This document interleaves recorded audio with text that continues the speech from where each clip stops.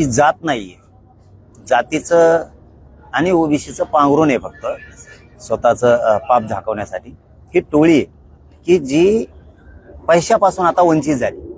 आता पैसा दिसत नाहीये, गाड्या दिसत नाहीयेत, धंदे दिसत नाहीत, प्लॉट बळकवता येत नाही. सध्या त्यांना जमिनी बळकवता येत नाहीयेत. म्हणजे खायचे प्यायचे वांदे व्हायला लागले जातात.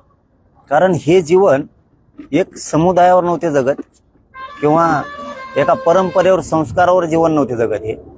हे कष्टावरती जीवन जगत नव्हते. तर यांचं जीवन फक्त गुंडगिरीवरती, हप्त्यावरती, चोरे डाके, बलात्कार, छेडछाडी, खून याच्यावरती चालत होती.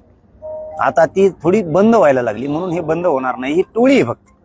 आणि टोळीला जबाबदारी पूर्ण मुख्यमंत्र्याचीच आहे.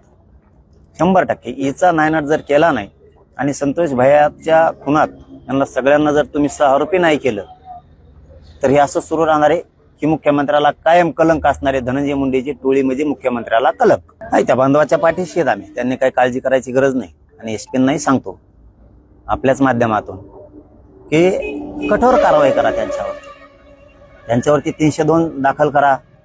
आणखीन त्याच्या पाठीशी कोणी येत का त्याचाही शोध घ्या. त्या दोघांच्या पाठीशी कोण येत आणखीन, की यांनी या 10-15 दिवसाच्या काळात कोणाशी संपर्क करून हा हल्ला करायचा प्रयत्न केलाय का, किंवा आरोपीच्या जेलमधले बी आरोपीच्या संपर्कात आहेत का, नातेवाईकाच्या माध्यमातून.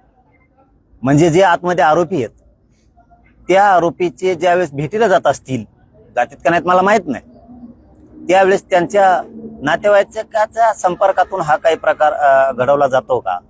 त्यामुळे त्या ज्या बांधवांना काल हल्ला झालाय, मोहिते नाव आहे बहुतेक त्यांचं, मोहिते, त्या भैयांच्या त्या सगळ्या कुटुंबाच्या पाठीशी तुम्ही कोणी टेन्शन घ्यायचं गरज नाही. असे चोट्टे चट्टे हल्ला करून पळून जात असेल पळकुटे अवलाद, जाऊ द्या. तुम्ही खचायचं नाही, घाबरायचं नाही, आम्ही सगळे सोबत आहेत तुमच्या. पण ही गुंडगिरीची टोळी आणि ही पुरी धनंजय मुंडेची, दुसरी कोणाचीच नाही.